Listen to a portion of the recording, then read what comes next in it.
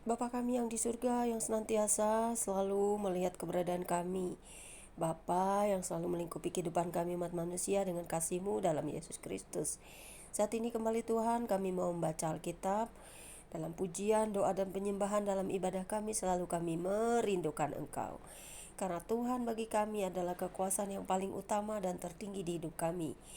Kami ini manusia yang Kau ciptakan untuk dapat hidup melakukan firman-Mu, untuk dapat hidup memuji menyembah Engkau. Dan patutlah kami setiap manusia ini untuk datang kepada Tuhan beribadah, karena di setiap keinginan hati dan jiwa kami pasti akan kembali, dan tujuan kami hanya menyatu dengan Engkau kembali. Karena itu Tuhan, dalam setiap hari-hari kami butuh ibadah, kami butuh pujian penyembahan, kami butuh berkat, kami butuh bekerja, kami butuh bernapas untuk melakukan aktivitas kami melakukan semuanya dengan kasih Tuhan.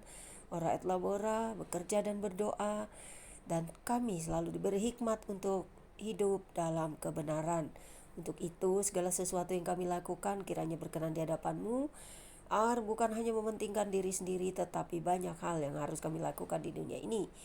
Untuk itu Tuhan, hanya Engkau yang mengajarkan kami melalui firman-Mu untuk melakukan firman-Mu dengan sucinya roh-Mu yang selalu beri hikmat dan pengertian melalui firman-Mu. Dalam Yesus Kristus kami sambut pembacaan kitab siang hari ini, dan saya cita harapan Roh Kudus-Mu akan menentukan hidup kami dalam pertobatan, dalam kasih karunia, dalam cinta akan Engkau, dan juga melakukan firman-Mu. Amin.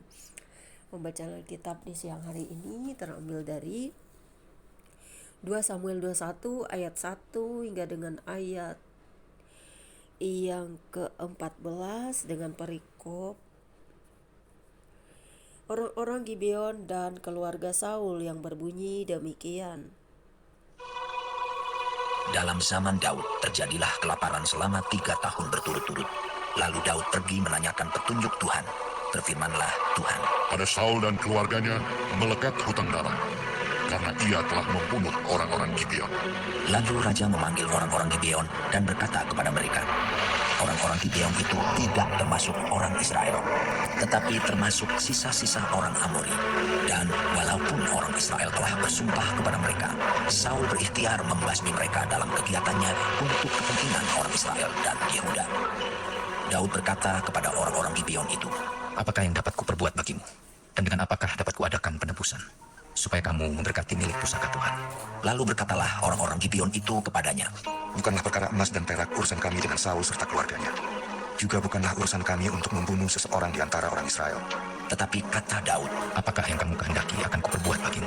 Sesudah itu berkatalah mereka kepada raja, dari orang yang hendak membinasakan kami dan yang bermaksud memunahkan kami, sehingga kami tidak mendapat tempat dimanapun di daerah Israel, biarlah diserahkan 7 orang anaknya laki-laki kepada kami, supaya kami menggantung mereka di hadapan Tuhan di Gibeon, di bukit Tuhan. Lalu berkatalah raja, aku akan menyerahkan mereka. Tetapi raja merasa sayang kepada Mephiboset bin Yonatan bin Saul, karena sumpah demi Tuhan ada di antara mereka, di antara Daud dan Yonatan bin Saul. Lalu raja mengambil kedua anak laki-laki Rispa binti Aya, yang dilahirkannya bagi Saul, yakni Armoni dan Mephiboset, dan kelima anak laki-laki Merab binti Saul, yang dilahirkannya bagi Adriel bin Barzilai, orang Mehola itu. Kemudian diserahkannyalah mereka ke dalam tangan orang-orang Gibeon itu. Orang-orang ini menggantung mereka di atas bukit, di hadapan Tuhan. Ketujuh orang itu tewas bersama-sama.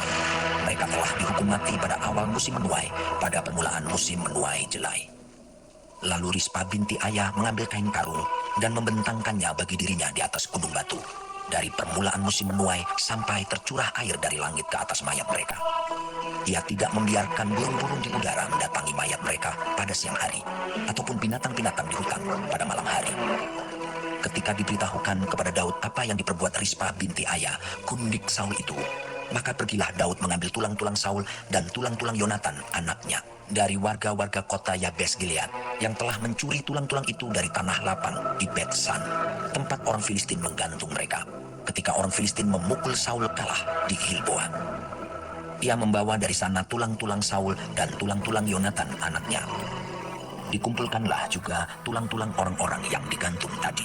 Lalu dikuburkan bersama-sama tulang-tulang Saul dan Yonatan anaknya di tanah Benyamin, di Zela, di dalam kubur Kis ayahnya. Orang melakukan segala sesuatu yang diperintahkan raja. Maka sesudah itu Allah mengabulkan doa untuk negeri itu. Demikianlah pembacaan Alkitab kita siang menjelang sore hari ini.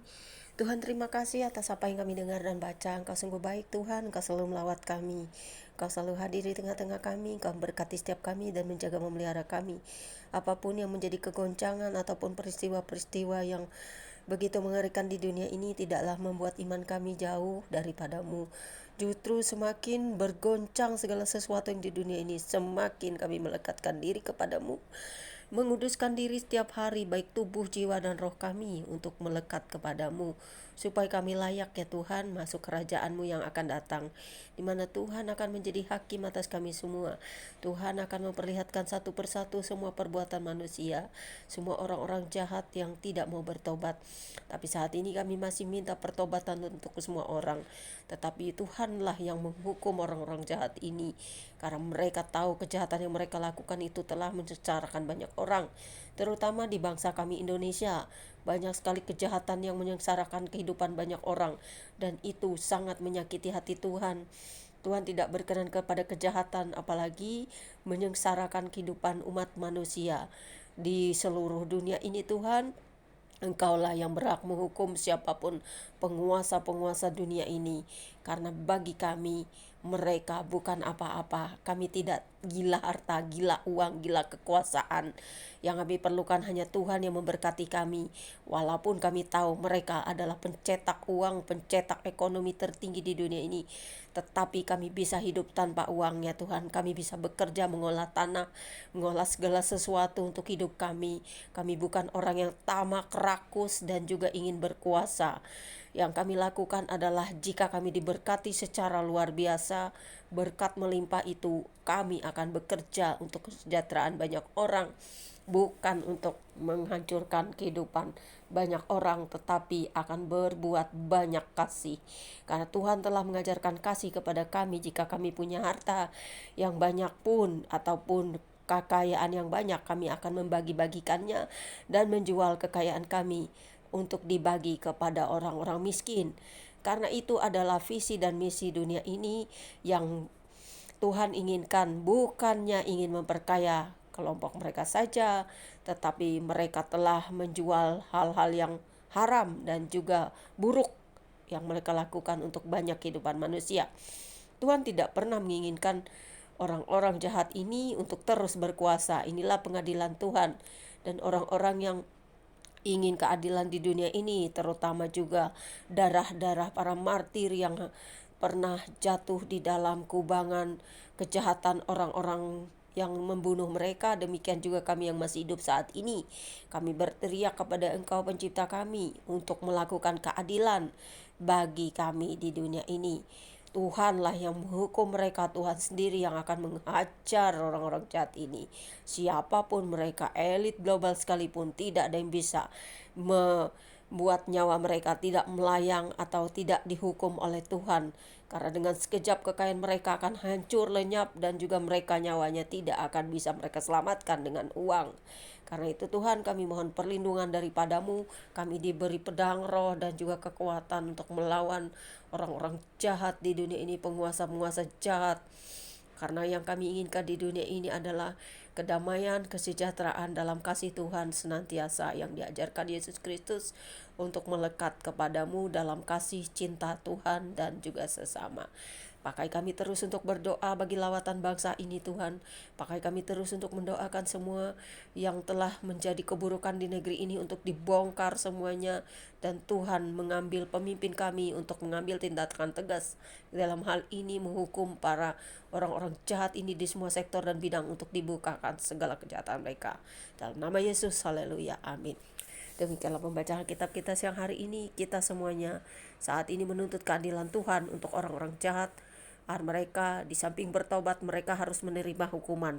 Karena seorang Daud sekalipun, seorang Salomo sekalipun yang kaya raya, tetap dihukum Tuhan. Karena itu setiap orang yang telah berbuat jahat kepada banyak orang patut dihukum. Kita semua menuntut keadilan bagi negeri bangsa kita, agar kita semua orang-orang di dunia ini, orang-orang tertindas, Tuhan sedang memperhatikan kita. Berdoalah senantiasa. Terima kasih Bapak, amin. Demikianlah pembacaan kitab kita. Berdoalah senantiasa saudara-saudara untuk keadilan bagi bangsa ini agar dilawat Tuhan, agar semua orang dapat hidup baik, benar, dan sejahtera. God bless you all. Tuhan Yesus berkati. Manuel, selamat beribadah. Happy Sunday.